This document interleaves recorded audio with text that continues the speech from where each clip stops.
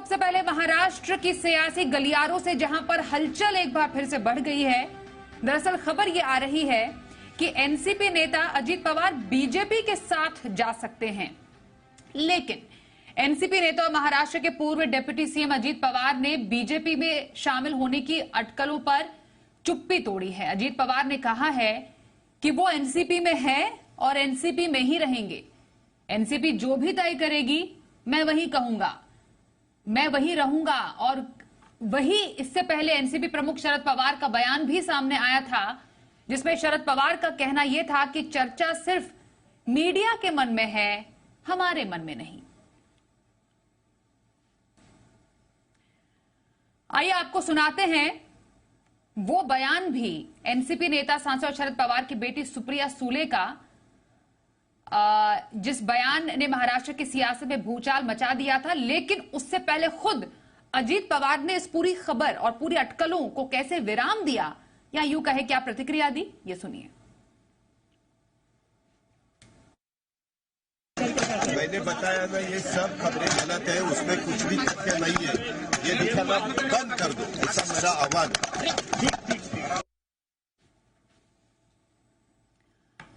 आइए अब आपको सुनाते हैं एनसीपी नेता सांसद शरद पवार की बेटी सुप्रिया सुले का वो बयान जिसने महाराष्ट्र की सियासत में भूचाल मचा दिया था।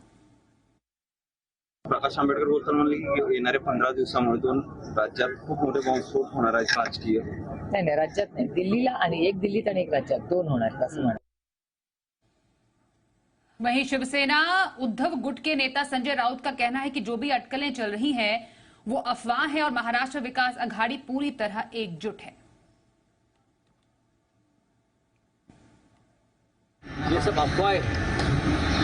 अजीत पवार हमारे महाविकास आघाड़ी के शीर्ष नेता हैं, महत्वपूर्ण नेता है, लीडर ऑफ अपोजिशन है।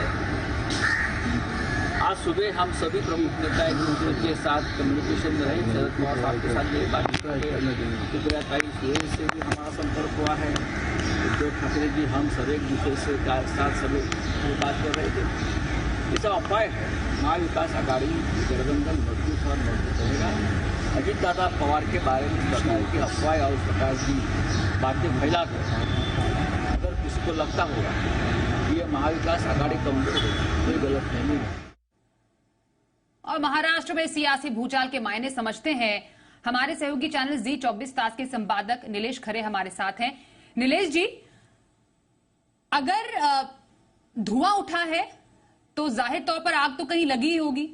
अब ऐसा एक बयान सुप्रिया सुले का जिसकी वजह से ये सियासी भूचाल महाराष्ट्र में उठा है, आपसे समझना चाहेंगे आखिरकार ये बयान आया क्यों होगा, क्या मायने हैं इसके? देखिए, सुप्रिया सुले द्वारा दिया गया बयान अकेला एक बयान ऐसा नहीं है जिसके चलते ये बवाल उठा हो।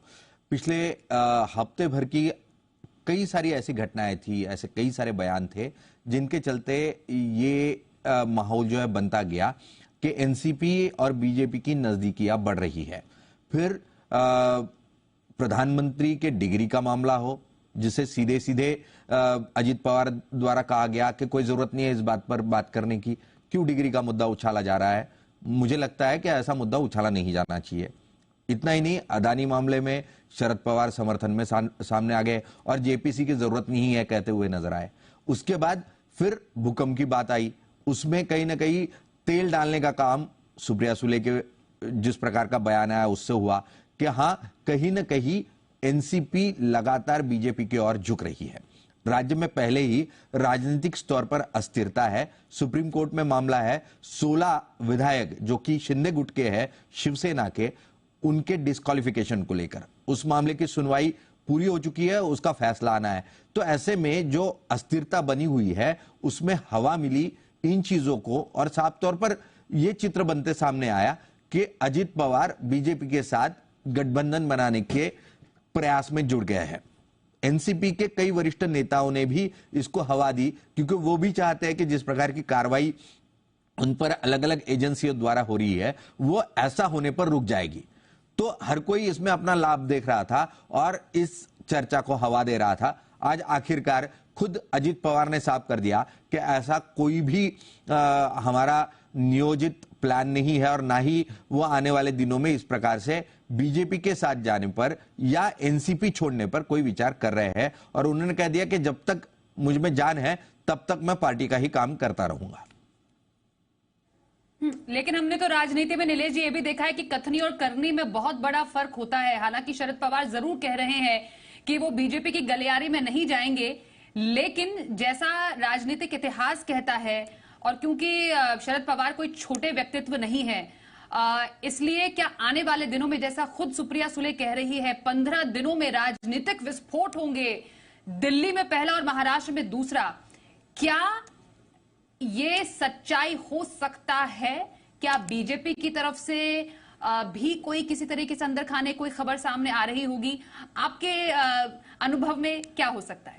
जी देखिए, जैसे कि आपने भी कहा कि राजनीति में कोई चीज असंभव नहीं है या कुछ भी हो सकता है।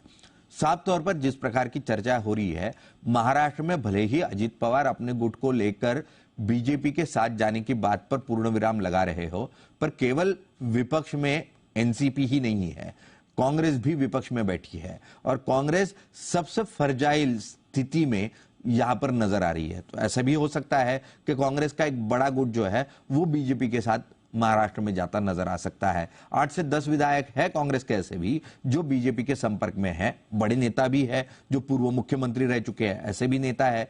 तो ये नेता बीजेपी के साथ जुड़ सकते हैं, इस प्रकार के अटकलें यहां पर है। और जैसे कि आपने भी कहा कि शरद पवार बड़े व्यक्तित्व के नेता है और हर बार शरद पवार किस करवट बैठेंगे इसका कोई भविष्य जो है वो नहीं बता पाया है। शरद पवार ऐसे हाथी है जो हर कोई अंधे के रूप में उन्हें टटोलना चाहता है और वो गलत चीजों को गलत तरीके से परोसता रहा है। पर पवार आने वाले लोकसभा चुनाव से पहले किस प्रकार का फैसला लेंगे? अगर बीजेपी को महाराष्ट्र और बिहार दोनों राज्यों का अगर हम गणित समझे, 48 सीटें महाराष्ट्र से आती है और बिहार से 40 सीटें आती है, यानी 88 सीट्स लोकसभा की इन दो राज्यों से है और इन दो राज्यों में वो अपने अलायंस पार्टनर्स को गवा चुके हैं। अगर लोकसभा को फिर एक बार सही तरीके से पूरे बहुमत के साथ बीजेपी को चुनकर आना है तो उन्हें महाराष्ट्र में फिर एक बार मजबूती से खड़ा होना होगा। आज शिवसेना, कांग्रेस और एनसीपी अगर एक साथ मिलकर चुनाव लड़ते हैं तो बीजेपी यहां पर वो सीटें नहीं ला पाएगी जो वो चाहते हैं।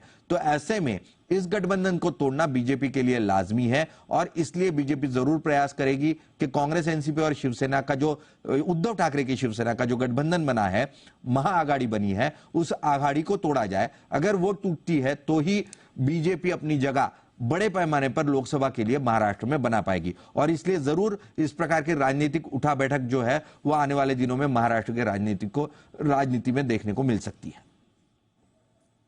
जी, तो महाराष्ट्र में क्या बदलाव की बयार बहेगी? क्या राजनीतिक समीकरण बदलेंगे?